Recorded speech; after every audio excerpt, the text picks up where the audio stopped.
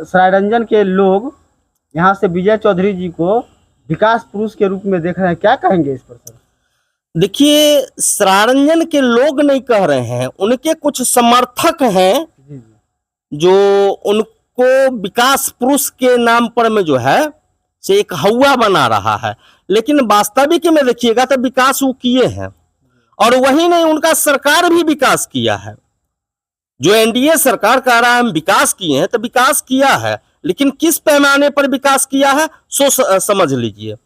आप 2000 ईस्वी तक बिहार में आपको कहीं पर ब्राउन शुगर, बीएस पाउडर या ड्रग्स उपलब्ध नहीं था, लेकिन आज पूरे बिहार में गांव गांव में घर घर में ड्रग्स का इस्तेमाल हो रहा है।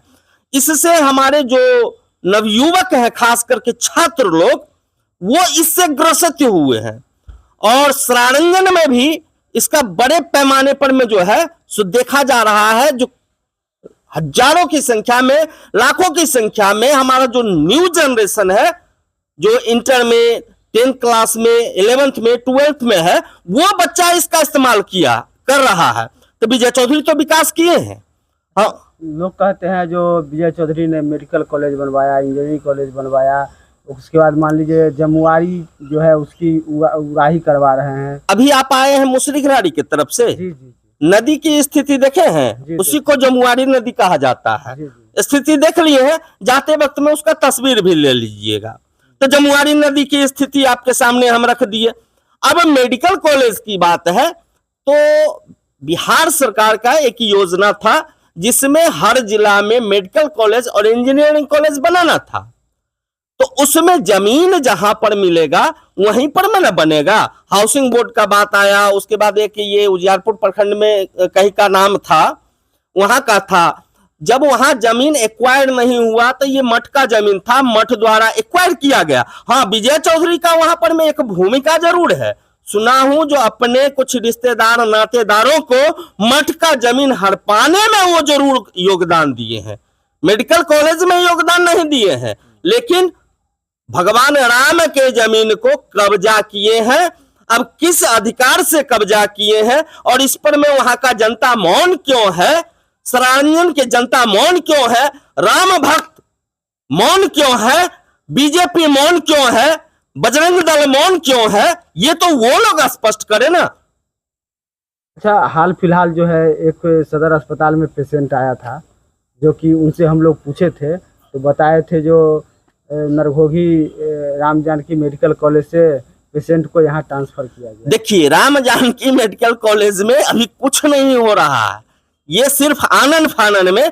अभी आप चले जाइए, एक पंचायत सरकार भवन है, उद्घाटन भी हो गया है, लेकिन अभी तक उसका पूरा काम नहीं हुआ है। उसका प्रभार जो है पंचायत सचिव या मुखिया लिया नहीं है, लेकिन उद्घाटन हो गया था। आनन फानन में जगह जगह बोर्ड लगा रहे हैं, जो हमने विकास किया, हमने विकास किया, बोर्ड लगा रहे हैं। कहीं ना कहीं ये विधानसभा चुनाव को लेकर अपना श्रेय घोषित कर रहे हैं बस। और उनकी बौखलाहट, उनके जो कुछ सरगिर्द हैं, उनकी बौखलाहट बता रहा है जो इस बार वो जाने वाले हैं। जाने वाले इसलिए हैं जो आज से वो पद यात्रा पर निकल गए हैं।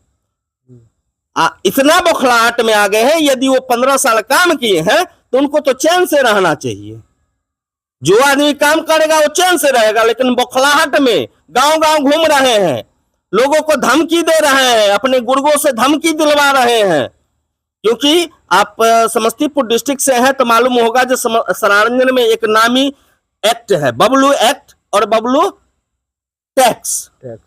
इसके माध्यम से लोगों के अंदर भय पैदा कर रहे हैं।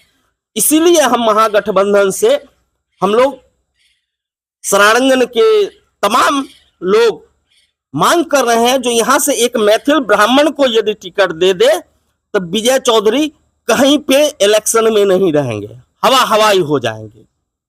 और इससे ऐसा नहीं जो सिर्फ सरायरंजन में फर्क पड़ेगा, इससे पूरे मिथिलांचल में ये एक जो निगेटिव है राजद के प्रति ब्राह्मणों का, भूमिहारों का, सवर्णों का, उसके पक्ष में एक बड़ा संदेश जाएगा। वो नया एक बहुत बड़ा संदेश जाएगा। वो बहुत बड़ा संदेश जाएगा और मिथिलांचल संपूर्ण रूप से युवा जोश के साथ इस बार तेजस्वी सरकार बनाने के लिए जो है तैयार हो जाएगा। इसलिए हम लोगों ने तेजस्वी यादव तक ये बात रखा है, जो भैया सरारंजन आप एक ब्राह्मण को टिकट दे दो, मैथिल ब्राह्मण को टिकट दे दो, तो इससे दो फायदा होगा। एक तो सरारंजन आपके झोली में चला जाएगा और दूसरा जो है मिथिलांचल आपके झोली में चला जाएगा, और ब्राह्मण में जो एक निगेटिव पैदा किया हुआ है वो भी खत्म हो जाएगा। क्या नाम होगा? क्या नाम? राकेश कुमार, सरारंजन विधानसभा क्षेत्र, समस्तीपुर। धन्यवाद।